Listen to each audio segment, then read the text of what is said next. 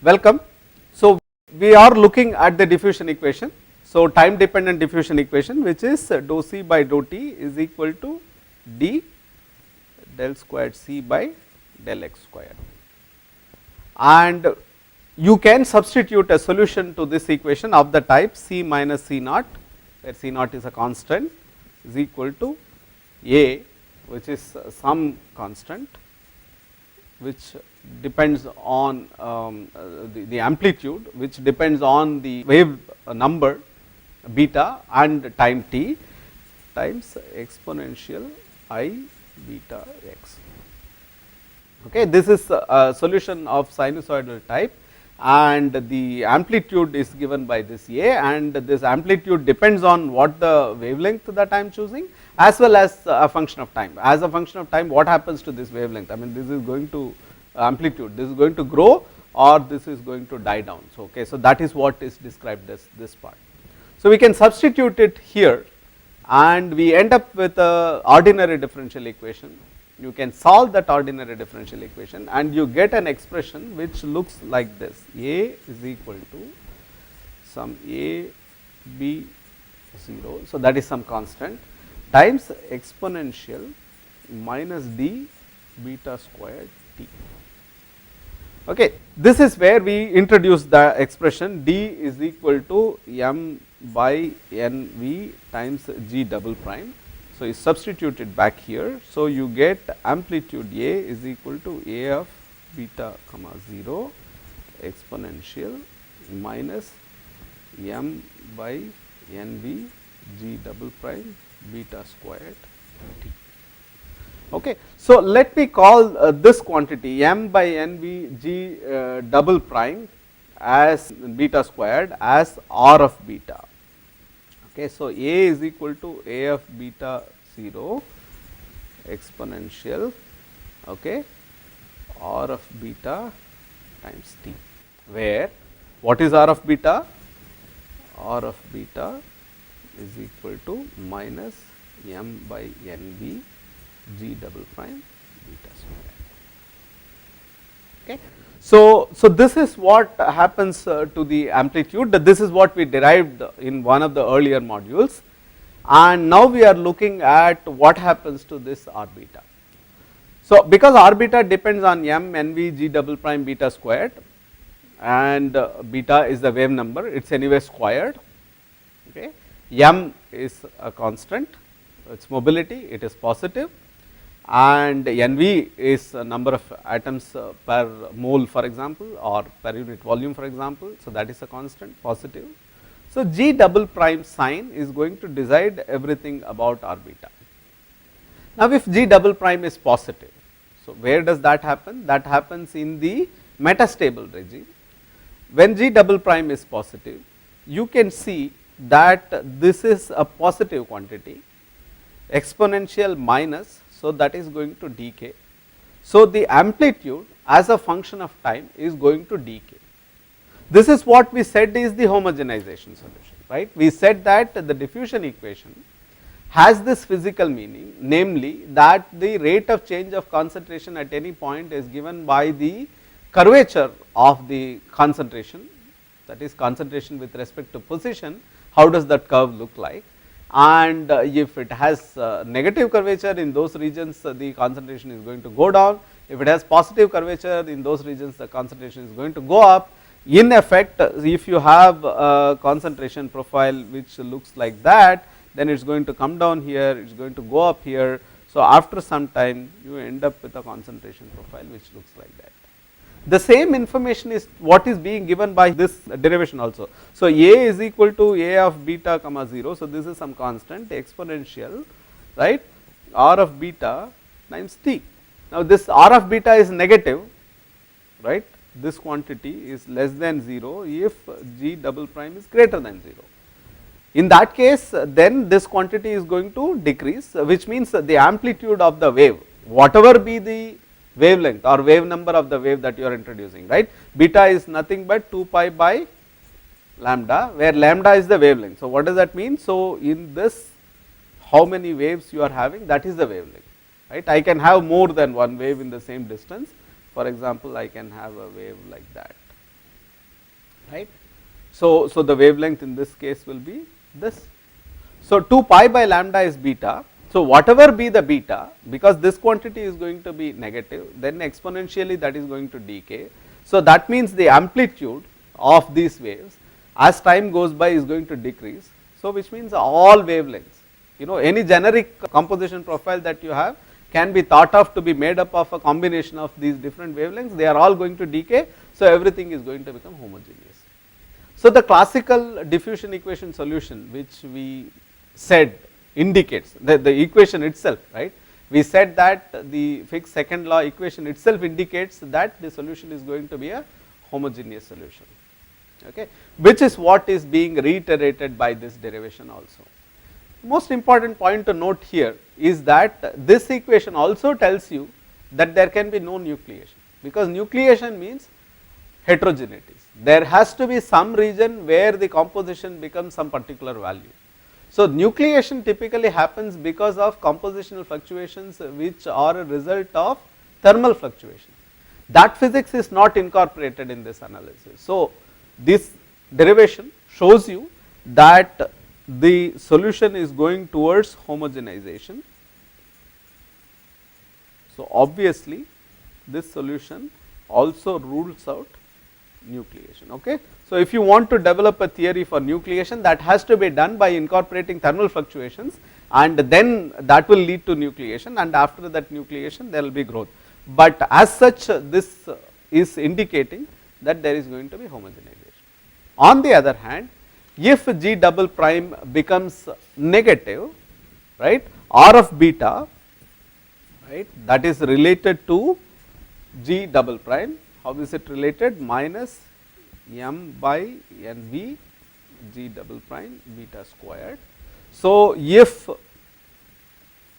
G double prime is less than 0, R of beta is going to be greater than 0. That means what is going to happen? Any concentration fluctuation is going to grow, right, for all beta. So you have this solution A is equal to AF beta comma 0 exponential R of beta mt. So as a function of time, because R beta is positive, this quantity is going to grow. So in other words, if you take a look at dA by dt, right, so that is going to give R beta times A itself. So in other words, the solution is going to look something like this. So you can plot it in two different ways. So you can plot it as a function of beta, what happens to R of beta, right. Beta 0 means that wavelength is infinite, okay. So that means, so beta is 0, so that is going to be 0. So at any non-zero beta, it is going to grow, exponentially. You can also plot it in terms of wavelength lambda and R of beta. So that is inverse. So what will happen is it will grow like that. Infinite wavelength will be the only one which will have 0 growth rate, everything else will grow, and as you are coming to smaller and smaller wavelengths, it will grow much faster. Now what does this mean? This means that if I have some composition fluctuation, right, that is going to grow. Whatever be the wavelength of that composition fluctuation, it is going to grow. Okay. So let us try to understand what it means in terms of the spinodal decomposition. Okay. So we are saying that in the case of spinodal, G double prime is negative, which means R beta is positive, which means any wavelength that you are going to introduce is going to grow. So if you have suppose a more or less homogeneous solution, and if you introduce a small fluctuation, that fluctuation is going to grow. So if you have a small fluctuation like this, then that fluctuation is going to grow, right, as a function of time is going to grow, and it will grow still further, because, right. So this is what this solution is saying. In addition, it is saying that this growth is irrespective of what the beta value is, okay. And as beta becomes larger and larger, or the lambda becomes smaller and smaller, as the wavelength becomes smaller, the growth is really fast because it is exponentially growing, right. What does that mean? That means suppose the lambda cannot be arbitrarily small, because we are looking at crystalline structures, right. So, A and B atoms are going to be sitting on lattices like this. So, there is a lower limit to the wavelength that can be achieved, right. So, this can be A atom and this can be B atom, for example. So, there cannot be any wavelength which is smaller than this, but the smallest wavelength will be of this order, right. That wavelength is also going to grow. So, we started with spinodal decomposition, and we said that for spinodal decomposition G double prime is less than 0. We said G double prime is less than 0 because omega is greater than 0. We said omega is greater than 0 because AA, BB bonds are preferred over AB bonds. But if you put this solution that we have derived into the equation, this solution is saying that all wavelengths are going to grow. They are going to grow irrespective of what the wavelength is. So, even the smallest wavelength is going to grow. The smallest wavelength that you can think of will be of 2 atomic plane distance. If that wavelength is also going to grow, then that means that A rich plane, B rich plane, A rich plane, B rich plane. So, there is going to be ordering at the atomic scale, it is not going to phase separate. So, we have a contradiction. Okay, so, let me recap the arguments once more. We started with a regular solution model. We said that systems which undergo spinodal decomposition have a omega greater than 0. And we said that omega greater than 0 means that the system prefers AA BB bonds over AB bonds. Then we realized that the classical diffusion equation is not correct. We have to deal with diffusion in terms of the chemical potentials, and if you write the appropriate diffusion equation, then you have it in terms of the mobility and the second derivative of composition with respect second derivative of free energy with respect to composition. So, the sign of that free energy with respect to composition, the second derivative, is going to determine the sign of diffusivity, and we found that for spinodal systems that diffusivity becomes negative. So, if that is all there to it, we could have made the diffusivity negative and we could have solved and we could have gotten the solution. So, this is the difficulty that I was discussing when we discussed the historical progression of ideas in this field. I said Becker and Dellinger's theories had problems, and this is the problem that they face. If the moment you assume that a negative diffusivity is allowed, then the system is going to phase separate, and the phase separation is going to happen even at the very fine scale, that is alternate planes, you are going to have A and B atoms.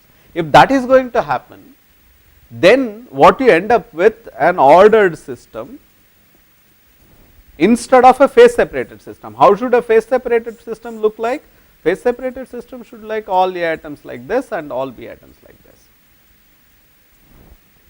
So, we started with the thermodynamics which corresponds to this. We started with omega greater than 0, which corresponded to a region where G double prime will be less than 0. And when we use G double prime less than 0, we showed that this D will become negative. And with this D less than 0, we took this equation and tried to solve it, and we find that it goes to ordered. So, there is a contradiction here. I start with thermodynamics which is consistent with phase separation. I solve the classical diffusion equation, I end up with ordered structures, which is not consistent, which means this equation will not be able to explain phase separation even if you assume diffusivity to be negative. See, the first step is to say that no phase separation happens because chemical potential gradients are to be considered. Of course, you can consider, then that explains why diffusivity looks as if it has become negative, that is also right. But diffusivity becoming negative alone is not sufficient to explain phase separation. Please remember, the experiments of Daniel and Lipson showed that there is a wavelength of the order of 100 angstroms in copper nickel iron system, right. So, this kind of wavelengths, why do they develop? That is, you will have A rich regions and B rich regions, and the size of this will be of the order of 100 angstroms. But that is not what we are seeing if you use the classical diffusion equation. There is a contradiction, which means we have missed some important piece of physics when we wrote this equation. Okay. So, what is that missing piece of physics is what was given by Hillert initially using a discrete lattice model and by Kohn later. So, which is what we will discuss next. Why is there a discrepancy between the thermodynamic model which assumed phase separation and the fixed law which says that for such systems under certain circumstances you will have ordering instead of having phase separation. So, where is the missing piece and what is that missing piece is what we will discuss in the next part of this lecture, which will bring us to the so called Cahn-Hilliard equation, which is one of the phase field equations. Thank you.